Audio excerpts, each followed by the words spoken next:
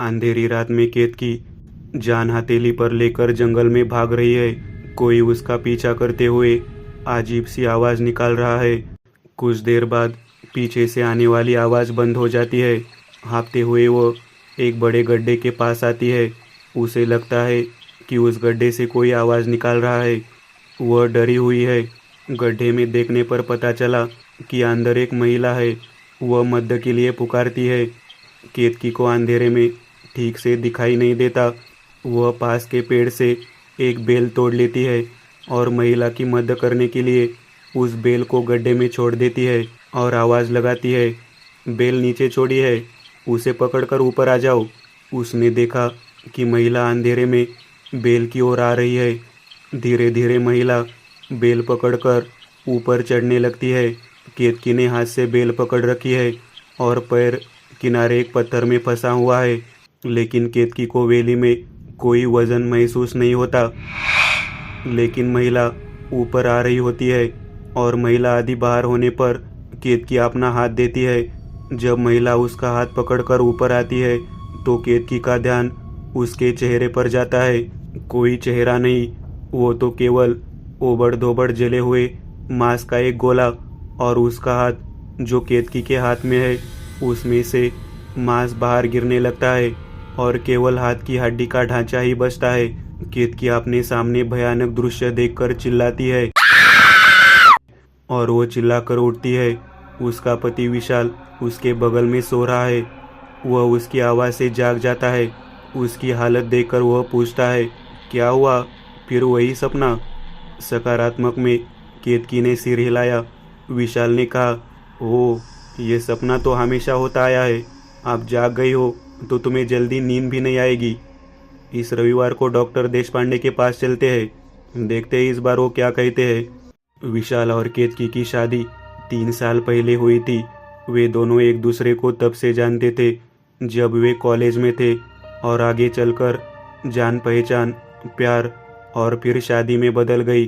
केतकी कोल्हापुर की रहने वाली थी, लेकिन वह बचपन से ही पुणे में अपनी मौसी के पास रहती थी, और विशाल भी पुणे का रहने वाला था।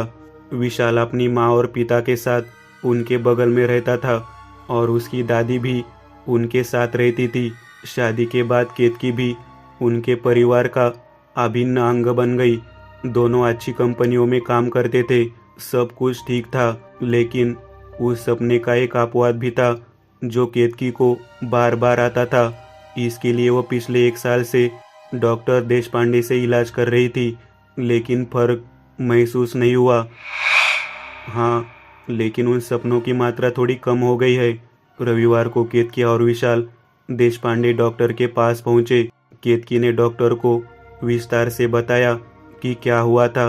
इस पर डॉक्टर ने कहा, यह कैसा है, हम कुछ देखते हैं और फिर वो बार बार सपने में दिखाई दे तो इसका इलाज करना अपेक्षाकृत आसान है, लेकिन ये चीज़ आपने कभी नहीं देखी होगी, फिर भी आपको वो सीन हमेशा पहले देखा हुआ लगता है। दरअसल इसके लिए वैज्ञानिक व्याख्या भी है, लेकिन फिर भी इसे ठीक होने में वक्त लग सकता है।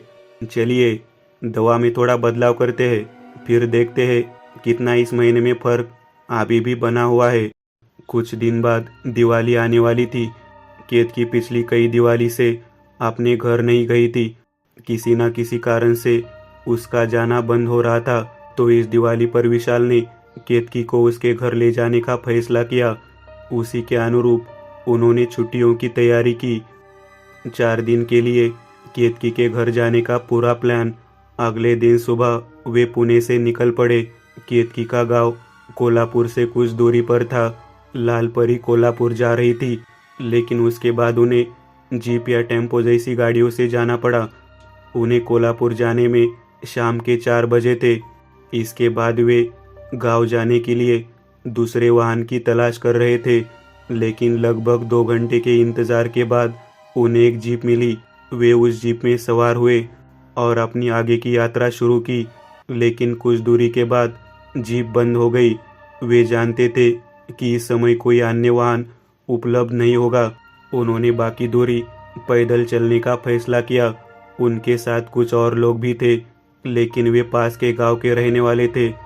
उन लोगों में से एक ने केतकी से कहा, आप हमारे साथ आइए। हमारे गांव से आपके गांव तक एक छोटी सी सड़क है।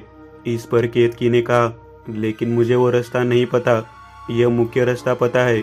इस पर उस गांव वाले ने कहा, अरे ये तो आसान रास्ता है, कैसे जाना है हम तुम्हें बता देंगे, तुम जल्दी ही पहुंच जाओगे, अब अंधेरा होने लगा है। इस पर विशाल ने कहा, ठीक है, अगर पास में सड़क है तो जाने को क्या दिक्कत है। तो वो दोनों उन लोगों के साथ कुछ ही देर में निकल गए। उनके साथ जो लोग थे वे अपने गांव आ गए। उसके बाद उस सज्जन ने विशाल को उस गांव में जाने का रास्ता दिखाया। वो एक साधारण रास्ता था, चारों तरफ पेड़ थे। विशाल और केतकी उस रास्ते पर चल पड़े। कुछ देर तक चलते रहे, लेकिन विशाल की गलती के कारण वे वहां नहीं मुड़े जहां उन्हें मुड़ना चाहिए था और सीधे चले गए। काफ़ी देर तक चलते रहे, लेकिन उन्हें वह सड़क नहीं मिली जिसकी उन्हें उम्मीद थी। हर जगह झाड़ियाँ थी, उसमें बहुत घास थी, क्योंकि अभी बरसात का मौसम खत्म हुआ था। इससे उन्होंने अंदाज लगाया कि वे रास्ता भटक गए हैं। अंधेरा होने लगा था, उन्हें समझ नहीं आ रहा था कि क्या करें, इसलिए उन्होंने फिर से वापस लौटने का फैसला किया। वे फिर उसी गांव की ओर जा रहे थे, लेकिन वापस जाते समय उन्हें सड़क का अंदाजा नहीं हुआ और वे दोबारा भटक गए। रात के 9 बज चुके थे। विशाल के पास छोटी सी लाइट थी, वे उसकी रोशनी में चल रहे थे। केतकी अचानक रुक गई, उसके पैर में कांटा चुभ गया। एक अच्छे बबूल के कांटे से थोड़ा सा खून आ गया। विशाल ने उसके पैर से कांटा निकाला और वे आगे बढ़ गए, लेकिन उसके पैर से जो खून गिरा वह धीरे धीरे जमीन में समा गया। चलते चलते केतकी बोली, मुझे यह जगह देखी हुई लग रही है। इस पर विशाल ने कहा, कहाँ देखा होगा तूने, यहाँ सिर्फ झाड़ियाँ है, इस वजह से तुम्हें ऐसा लग रहा होगा। वे अभी भी चल रहे थे, लेकिन उनके पीछे मिट्टी में लाल पैरों के निशान उभर रहे थे और अपने आप गायब हो गए। केतकी को पीछे कुछ महसूस हुआ। उसने पीछे देखा, लेकिन पीछे कोई नहीं था। लेकिन साथ ही साड़ी में एक महिला, जिसके चेहरे पर खुले बाल थे और माथे पर कुमकुम था, वो उनके बगल में पेड़ की शाखा पर पैर रखे हुए उनकी ओर देख रही थी। उसकी आंखों में उत्तेजना थी, गुस्सा था, लेकिन उन दोनों ने उधर ध्यान नहीं दिया। अगर ध्यान जाता तो वो नज़ारा देखकर उन्हें चक्कर आ जाता। वो दोनों चलते रहे। केतकी को थकान महसूस होने लगी। विशाल ने उसका हाथ पकड़ा तो उसे लगा कि उसका शरीर गर्म है। उसे केतकी की चिंता होने लगी। तभी उसे सामने एक रोशनी दिखाई दी। उस दिशा में चलने के बाद वे दोनों पहुंच गए एक गांव। चारों ओर देखने के बाद उन दोनों को एहसास हुआ कि यह केतकी का गांव है। कुछ देर बाद वे केतकी के घर पहुंचे। केतकी की माँ माधवी और उसके पिता बाहर खड़े होकर उनका इंतजार कर रहे थे। माधवी ने उनके पास आते हुए कहा, अरे कहाँ थे तुम लोग, हम सब इंतजार कर रहे हैं। इस पर विशाल ने कहा, हाँ माँ, थोड़ी दिक्कत हो गई थी। माधवी ने पास में रखा एक रोटी का टुकड़ा और एक तांबे का पानी लिया, उन्हें उन पर से उतार दिया और रोटी के दो दो टुकड़े दोनों तरफ फेंक दिए और किनारे पर पानी डाल दिया और फिर वे तीनों अंदर आ गए। लेकिन रोटी का जो टुकड़ा जमीन पर गिरा, जो उन पर से उतारा था, वह पूरा काला हो गया और वो पानी लाल हो गया।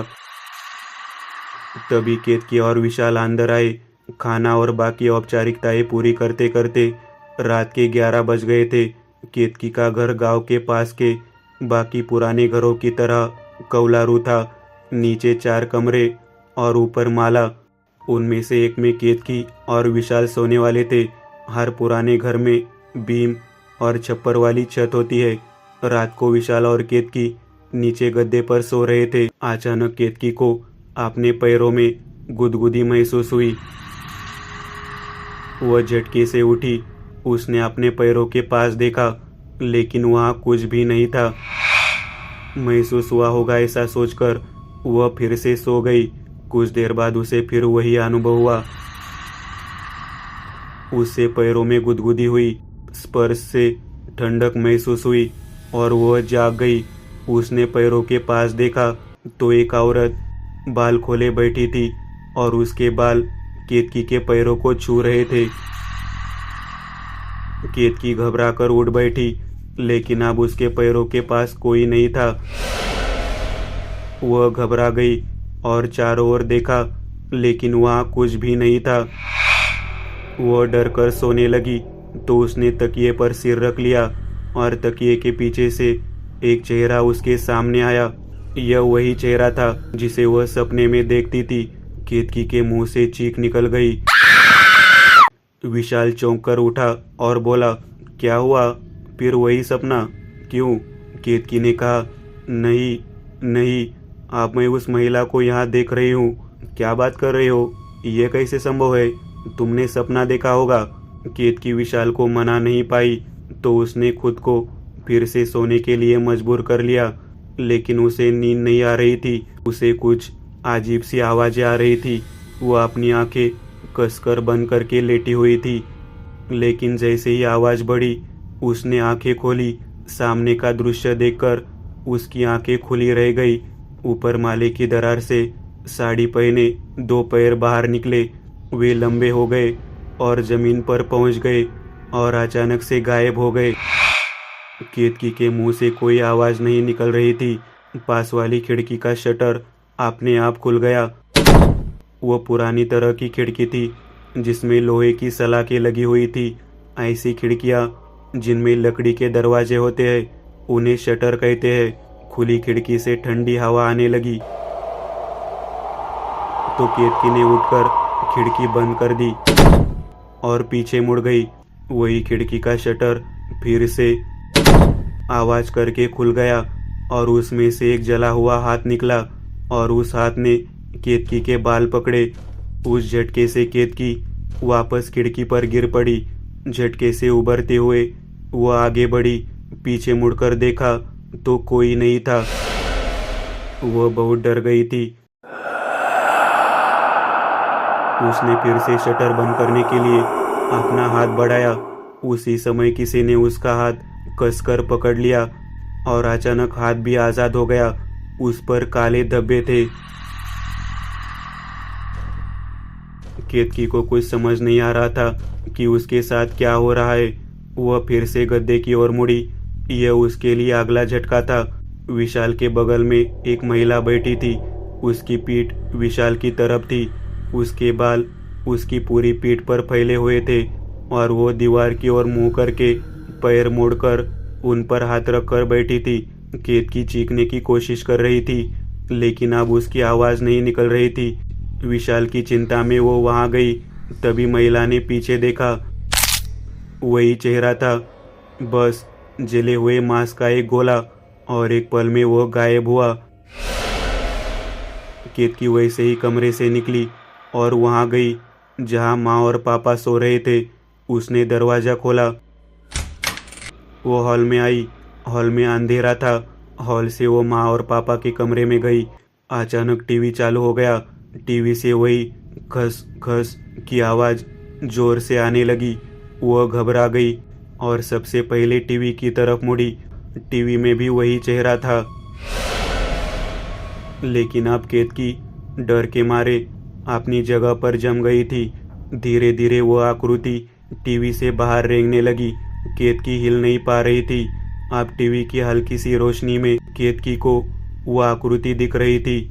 जली हुई साड़ी पहने, मुंह के स्थान पर मांस, बालों का गुच्छा भूमि पर रेंगते हुए वह आकृति केतकी की ओर आ रही थी।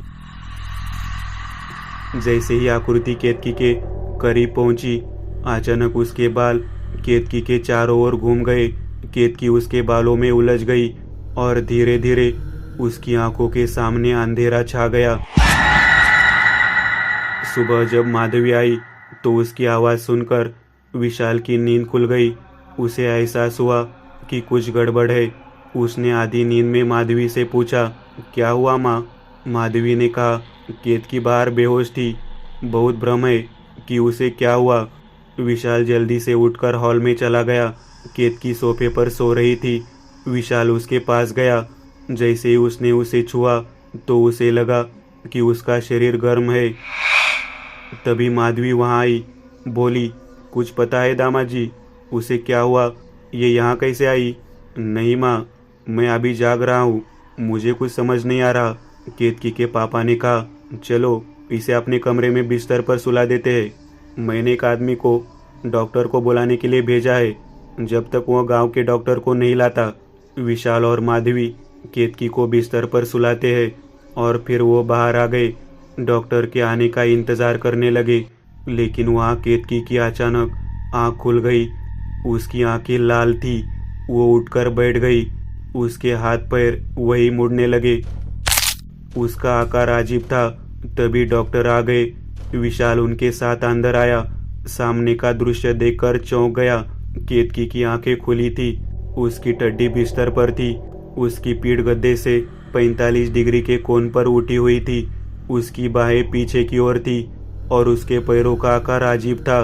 डॉक्टर भी असमंजस में थे, फिर भी वो दोनों हिम्मत करके आगे बढ़े। तभी दरवाजे पर केतकी के मम्मी पापा आ गए।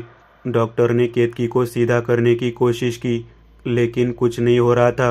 उन्होंने एक इंजेक्शन निकाला और केतकी को लगाने ही वाले थे कि केतकी की गर्दन उनकी तरफ हो गई। उसने डॉक्टर का हाथ पकड़ लिया। पकड़ इतनी मजबूत थी कि इंजेक्शन डॉक्टर के हाथ से गिर गया। अचानक बिस्तर हिलने लगा। वह अजीब तरह से हंसने लगी। लेकिन अब डॉक्टर भी डर गए। वे चले गए। केतकी के हाथ पैर सीधे होने लगे। वो एकदम सीधी हो गई और बिस्तर पर सो गई। उसकी आंखें अभी भी खुली थी, लेकिन अब उनमें से खून निकल रहा था। यह सब देखकर माधवी रोने लगी। केतकी के पापा समझ गए कि यह आसान बात नहीं है। उन्होंने और विशाल ने केतकी के हाथ पैर बिस्तर से बांध दिए और बाहर भाग गए। क्योंकि उस समय केतकी के घर में कोई फ़ोन नहीं था, इसलिए विशाल बाहर चला गया। उसके गांव के फ़ोन बूथ से घर फ़ोन किया, माँ को घटी घटना बताई क्या हुआ था, और फिर वह घर आ गया। कुछ देर बाद केतकी के बाबा अपने साथ एक आदमी को लेकर आए। वह काले कपड़े पहने, लंबी दाढ़ी वाला, माथे पर राख लगाए एक आदमी था। वह हाथों में नारियल और नींबू की माला लेकर खड़ा था। केतकी के बाबा ने कहा, ये कुरू बाबा है। यही है जो गांव में किसी को कोई परेशानी हो तो मदद करते हैं। तभी कुरू बाबा उस कमरे के दरवाजे पर आए। केतकी सो रही थी। वह संघर्ष करने लगी। वह हंसने लगी और बोली, तू तू तू मुझे रोकेगा? इस पर कुरू बाबा ने कहा, तुम सब बाहर जाओ, मैं देखूंगा क्या करना है। सभी लोग बाहर आ गए। अंदर कुरू बाबा और केतकी मुस्कुरा रही थी। कुरू बाबा ने नारियल पर आग जलाई और कुछ मंत्रों का जाप करने लगे। तभी बिस्तर हिलने लगा। केतकी शांत हो गई और अचानक सारी खिड़कियां बंद हो गई। नारियल की आग बुझ गई। केतकी ने अपने पैरों से बंधी रस्सी तोड़ दी और बिस्तर पर हवा में खड़ी हो गई। कुरू बाबा कुछ मंत्र का जाप कर रहे थे और वह उनके सामने खड़ी थी। उसने कुरू बाबा का गला पकड़ लिया और नारियल की ओर देखा। अचानक नारियल फट गया। उसमें से काला पानी निकलने लगा। उसने फिर गुस्से से कुरू बाबा की ओर देखा। कुरू बाबा ने किसी मंत्र के रूप में अपने हाथ में नींबू फोड़ा और उसका पानी केतकी के चेहरे पर छिड़क दिया। कुछ देर बाद केतकी की पकड़ ढीली हो गई और फिर कुरू बाबा कमरे से बाहर आए और बाहर से दरवाजा बंद कर दिया। कुरू बाबा को बाहर आता देख तीनों उनके सामने आए। तब कुरू बाबा ने कहा, यह कुछ और है, मेरी पहुंच से बाहर है, मुझे माफ़ कर दो, लेकिन मैं आपकी कोई मदद नहीं कर सकता। ऐसा कहकर वे लगभग घर से भाग जाते हैं। लेकिन अब विशाल और केतकी के माता पिता को चिंता होने लगी। किसी के अंदर जाने की हिम्मत नहीं हुई। तभी विशाल ने कहा, कुछ देर पहले मैंने अपनी माँ को फ़ोन किया था। उन्होंने कहा कि पुणे में उनका कोई परिचित है जो हमारी मदद कर सकता है। माँ उनसे जाकर मिलने वाली है। जब वो बात कर रहा था तो उसके बगल वाले फ़ोन बूथ पर बैठा आदमी आया और कहा, विशाल साहब, आपके लिए फ़ोन है। विशाल फ़ोन बूथ की ओर भागा। उसने फ़ोन ले लिया। सामने से उसकी माँ बोल रही थी। उन्होंने कहा, मैं बस अभी महादेव से मिलकर आई हूँ। सौभाग्य से वह मुझसे अकेले में मिले। मैंने उन्हें बताया कि क्या हुआ था। उन्होंने कहा कि यह घटना बहुत भयानक है और फिर कुछ ही समय में वह जाने के लिए तैयार हो गए। और वो अपने बेटे के साथ कोल्हापुर के लिए भी निकल गए। मैंने उन्हें पूरा पता और उस फ़ोन बूथ का नंबर दे दिया है। ज़रूरत पड़ने पर वे आपको वहाँ बुला लेंगे। वो रात 8 बजे के बीच पहुँचेंगे। विशाल की जान में जान आई। वह फिर घर आया। उसने हिम्मत करके दरवाज़ा खोला। केतकी बिस्तर पर लेटी हुई थी। उसका चेहरा बिल्कुल पीला पड़ गया था, लेकिन विशाल को पता था कि जैसे जैसे रात बढ़ेगी केतकी कुछ और करेगी। उसने दरवाज़ा बंद कर दिया और वह बाहर आकर बैठ गया। दिन नहीं कट रहा था। केतकी के माता पिता और विशाल महादेव के आगमन की प्रतीक्षा में बैठे थे, क्योंकि अब वही एकमात्र सहारा था। शाम हो गई थी। तभी दरवाजे से आवाज़ आई, क्या ये केतकी का घर है? तीनों ने दरवाजे की ओर देखा। दरवाजे पर महादेव खड़े थे। उन्होंने सफ़ेद धोती, उसके ऊपर सफ़ेद अंगरखा, कंधे पर थैला, गले में रुद्राक्ष की माला पहनी हुई थी। उनके माथे पर चंदन का टीका था और उनके पीछे एक 20 वर्षीय युवक खड़ा था, जिसने सदरा, साधारण पैंट, कोल्हापुरी चप्पलें और गले में रुद्राक्ष पहना हुआ था। वे थे एकदंत। विशाल ने उन्हें देखते ही पहचान लिया और वो उठकर उनके पास गया और बोला, महादेव, याना बाबा, अंदर आओ। दरवाजे पर जाकर उन दोनों को अंदर ले आया। वह सब पास ही सोफे पर बैठ गए और महादेव विशाल से बोले, जब मैंने तुम्हारी माँ से यह सुना तो मुझे एहसास हुआ यह मामला बहुत गंभीर है। थोड़ी भी देर हुई तो केतकी की जान निश्चित है, इसलिए मैं और एकदंत तुरंत यहाँ निकल पड़े। विशाल ने कहा, हाँ बाबा, यहाँ के गुरुजी आए थे, लेकिन वे भी असफल रहे और चले गए। महादेव ने कहा, विशाल, मुझे सब बताओ, यह सब कब शुरू हुआ? मुझे केतकी के सपने के बारे में सब पता है, लेकिन क्या यहाँ आते समय कुछ अलग हुआ? इस पर विशाल ने महादेव को उस रात जीप से उतरने से लेकर केतकी के जागने तक की पूरी कहानी बता दी। यह सुनकर केतकी के पापा बोले, क्या कहा विशाल, तुम कहाँ से आए? उस बबूल के पेड़ के नीचे से। इस पर विशाल ने सिर हिलाया। इस पर केतकी के पापा ने अपना माथा ठोकते हुए कहा, ओ, तुमने क्या किया? तुम वहाँ क्यों गए? वहाँ तो बहुत बड़ी विपत्ति हुई थी। वह जगह बहुत भयानक है। महादेव ने कहा, क्या कह रहे हो? क्या तुम मुझे ठीक से बता सकते हो? केतकी के बाबा ने कहा, इस गांव में एक औरत रहती थी। वह करनी जैसी भयानक चीज़ें करती थी। उसकी वजह से इस गांव का माहौल गंदा हो रहा था। लोग उसकी लत में पड़ रहे थे। उस समय मेरे पिता गांव के सरपंच थे। उन्होंने गांव की भलाई के लिए उस महिला को गुप्त रूप से मारने की योजना बनाई और एक रात उसके घर पर हमला किया, लेकिन वह वहां से भाग निकली। लोग उसके पीछे भागे और जैसे ही वह स्त्री भागी, वह जानवरों को पकड़ने के लिए जंगल में खोदे गए एक गड्ढे में गिर गई। वह अपनी जान बचाने के लिए चिल्लाने लगी। उसकी आवाज़ सुनकर लोग वहां पहुंचे। वो मिल गई। इतने में मेरे पापा भी वहां आ गए। उसे देखकर उन्होंने लोगों को उसे मार डालने का आदेश दिया। लोगों ने उसे पत्थरों से मार डाला, उसका चेहरा बिगाड़ दिया और फिर उसे गड्ढे में फेंक दिया। लकड़ी फेंककर उसे वही जला दिया और फिर वह गड्ढा खोदकर उस पर बबूल का पेड़ लगा दिया, ताकि कोई उस जगह के पास भी न जा सके। इस पर एकदंत ने कहा, मेरा मतलब पिताजी, यह उसी औरत का भूत होगा। वहीं पर केतकी के पैरों से खून गिरा। और दूसरी बात यह है कि केतकी जो सपना देख रही है, क्या ये वही नहीं है? एक तरह का सपना तो उसका पहले से ही इन सब से संबंध रहा होगा। महादेव ने कहा, तेरी बातें आंशिक रूप से सच है, लेकिन मुझे थोड़ा अलग लगता है। मुझे लगता है कि उस महिला की आत्मा की नज़र इस घर पर बहुत पहले से पड़ी है। उसकी मौत के बाद इस घर में जन्मी नई जिंदगी का नाम केतकी है, और इस तरह केतकी पर बचपन से ही बुरी नज़र का असर है। तो इस वजह से केतकी को ऐसे सपने आते हैं। लेकिन केतकी बचपन से ही यहाँ से बहुत दूर रहती है, इसलिए सीधे तौर पर उसे नुकसान पहुँचाने का सवाल ही नहीं था। लेकिन उस दिन उसका खून वही गिरा हुआ था और बुरी ताकत को अपना बदला लेने का मौका मिल गया था। रात 8 बजे महादेव और एकदंत ने तैयारी शुरू कर दी। महादेव ने हॉल के बीच में लाल चावल से एक घेरा बनाया और सोफे के चारों ओर एक और घेरा बनाया। फिर उन्होंने हॉल के बीच के घेरे में ईंटों का एक यज्ञ कुंड बनाया।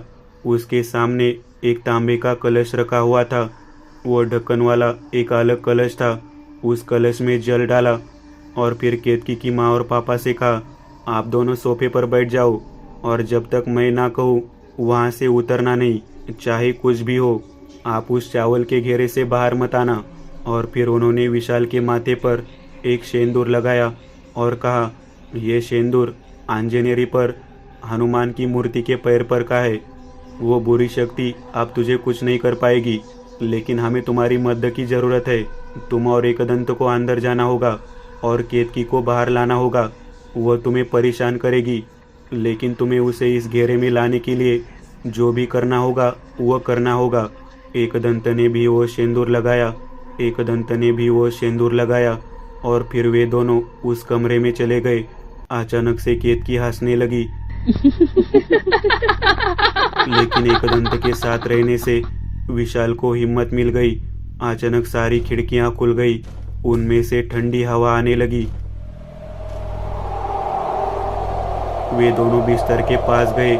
जैसे ही वे केतकी को पकड़ने वाले थे, वह बिस्तर पर खड़ी हो गई। विशाल ने उसका पैर पकड़ लिया। उसने विशाल को धक्का देने की कोशिश की, लेकिन विशाल नहीं हिला। उसमें एक अलग ऊर्जा आ गई थी। एकदंत ने केतकी का हाथ पकड़कर उसे नीचे खींच लिया। दोनों ने उसे बाहर निकालने की बहुत कोशिश की।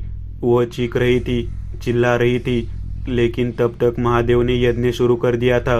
वे यज्ञ में समिधा के साथ साथ अलग अलग धूप भी डाल रहे थे। विभिन्न मंत्रों के जाप से वातावरण पवित्र हो गया। उस बुरी आत्मा की शक्ति कम हो रही थी। आखिरकार केतकी अखाड़े में आई और तब एकदंत ने उस पर वह सिंदूर डाल दिया। उसी समय केतकी बेहोश हो गई और वह स्त्री यज्ञ के पास खड़ी रही। महादेव जानते थे कि उसकी मुक्ति नहीं हो सकती, क्योंकि वह मूल रूप से एक बुरी महिला थी और उसकी इतनी भयानक मौत हुई। तो महादेव ने उस पर अभिमंत्रित कुंकू डाला और कलश हाथ में लेकर कुछ मंत्र पढ़े। अचानक महिला चिल्लाने लगी और वो गायब हो गई।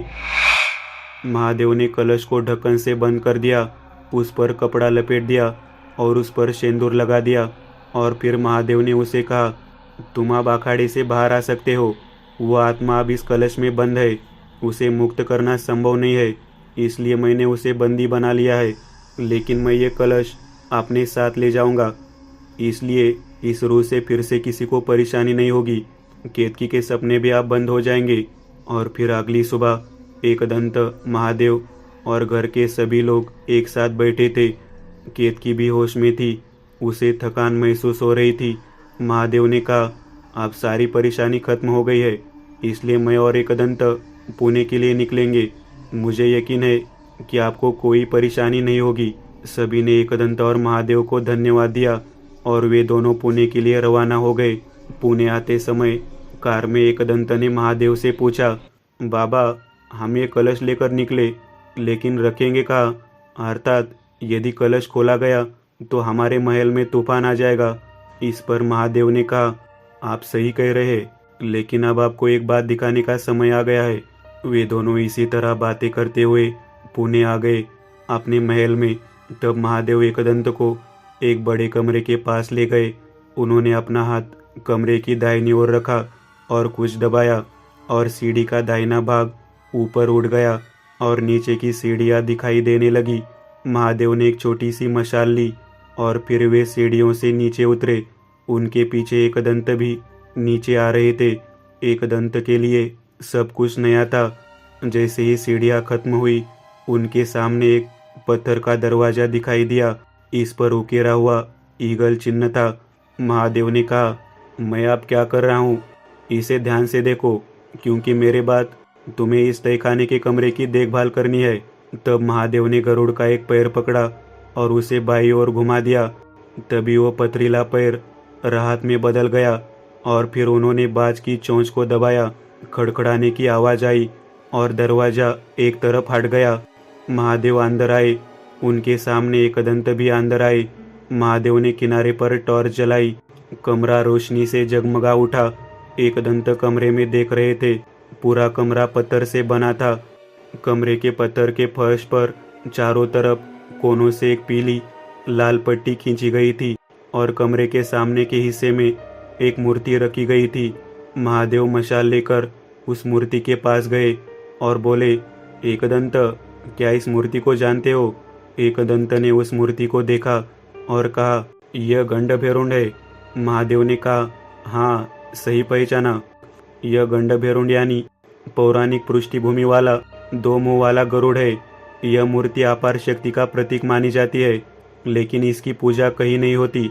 इस गंडभेरुंड के पीछे पौराणिक कथा यह है कि जब विष्णु ने नरसिंह अवतार लिया तो उन्होंने हिरण्यकश्यपु का वध किया, लेकिन इस डर से कि नरसिंह अपनी महान शक्ति के कारण दुनिया को नष्ट कर देंगे, शंकर ने शरभ का रूप लिया और नरसिंह को मार डाला। और फिर विष्णु ने गंडभेरुंड का रूप लिया जो शरभ से अधिक शक्तिशाली था और शरभ को हराया। यह हमारे महाराष्ट्र के कई किलों पर निशाने के रूप में पाया जाता है, लेकिन इसकी पूजा नहीं की जाती। एकदंत ने कहा, तो फिर वास्तव में संदर्भ क्या है? यह मूर्ति यहाँ क्यों है और अब हम वास्तव में क्या करने जा रहे हैं? इस पर महादेव ने कहा, हम इस कलश को यही मूर्ति के सामने रखने जा रहे हैं। बाकी बातें मैं आपको बाद में बताऊंगा।